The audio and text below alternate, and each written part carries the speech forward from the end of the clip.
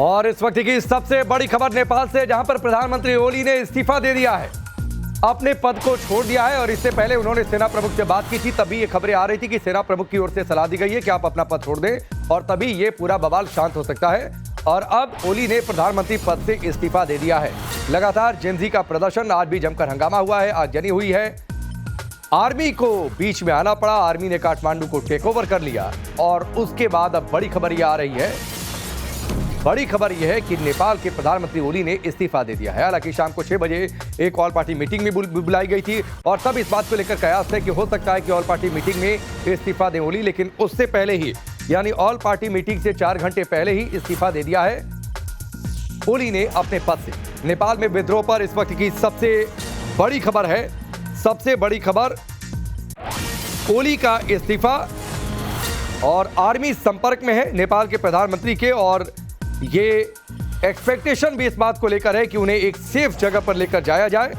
इस वक्त की बड़ी खबर है, और बड़ी खबर ये भी है कि हालात तेजी से नेपाल के अंदर बदलते हुए केपी ओली ने प्रधानमंत्री पद छोड़ दिया है। और अब ये देखना होगा कि अब जो बवाल ये सड़कों पर मचा हुआ है, क्या वो बवाल शांत होता है, क्या जेनजी अब शांत होते हैं। हालांकि सरकार पहले से ही बैकफुट पर थी, और पूरे प्रोटेस्ट के करीब 26 घंटे बाद ओली का ये इस्तीफा है।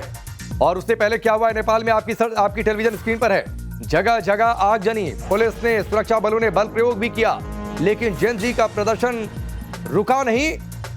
और आखिरकार अब ओली को इस्तीफा देना पड़ा है। तो सवाल ये कि जो संकट चल रहा था नेपाल में, जो बवाल चल रहा था सड़कों पर, जो आगजनी हुई, जो पत्थरबाजी हुई, क्या वो अब शांत हो जाएगी ओली के इस्तीफा देने के बाद। हिंसक प्रदर्शन के बीच लगातार ताबड़तोड़ इस्तीफे हुए। पीएम ने सर्वदलीय बैठक बुलाई, लेकिन सर्वदलीय बैठक से 4 घंटे पहले इस्तीफा दे दिया है। उससे पहले लगातार जो है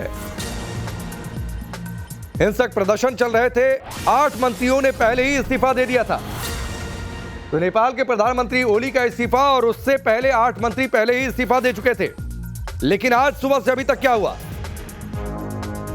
सुबह से अभी तक एक बार फिर से प्रदर्शन चला, ताबड़तोड़ इस्तीफे हुए, नेताओं के घरों में आगजनी हुई, हेलीकॉप्टर सेक्शन मोड में देखे गए, ओली के घर तक आगजनी की गई, राष्ट्रपति के निजी घर में भी प्रदर्शनकारियों ने आगजनी कर दी, नेपाली कांग्रेस के प्रदर्शनकारियों ने दफ्तर में आग लगा दी।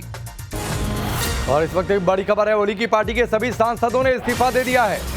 यानी पूरी तरीके से ये एक बड़ी जीत, जो सड़कों पर जेनजी उतरे हुए हैं, और ये शायद एहसास हो गया ओली को कि अगर वो सरेंडर एक तरीके से नहीं करते हैं, यानी अपना पद नहीं छोड़ते हैं और सत्ता से वो बाहर नहीं जाते हैं, तो ये प्रदर्शन रुकेगा नहीं। और आर्मी की ओर से भी ऐसे ही संकेत उनको दिए गए थे। और उसके बाद ना सिर्फ ओली का इस्तीफा हुआ, बल्कि उनकी पार्टी के सभी सांसदों ने इस्तीफा दे दिया, पूरी तरीके से सत्ता से बाहर।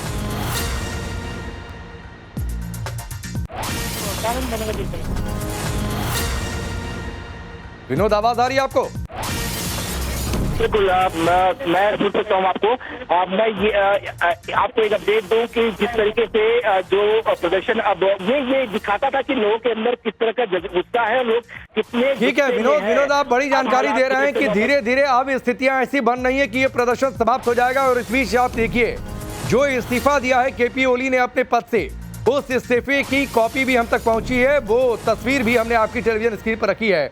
यानी ये स्क्रीन के एक हिस्से में आपको राष्ट्रपति को जो अपने पद छोड़ने की जानकारी दी है, केपी ओली ने जो अपना इस्तीफा दिया है, वो इस्तीफा हम आपको दिखा रहे हैं। और इस बीच विनोद बड़ी जानकारी ग्राउंड जीरो से दे रहे हैं, यानी नेपाल से, काठमांडू से दे रहे हैं, जो कि वहां पर मौजूद हैं, कि जैसे जैसे लोगों तक, यानी जेनजी जो सड़कों पर है, उन तक ये जानकारी पहुंच रही है कि केपी ओली ने पद छोड़ दिया है। ना सिर्फ उन्होंने पद छोड़ा है, बल्कि उनकी पार्टी के सभी सांसदों ने इस्तीफा दे दिया है। तो उनका गुस्सा शांत होता दिखाई दे रहा है, चीजें नॉर्मलसी की तरफ जाती हुई दिखाई दे रही हैं। तो ग्राउंड जीरो से 2 बड़े अपडेट इस समय के हैं।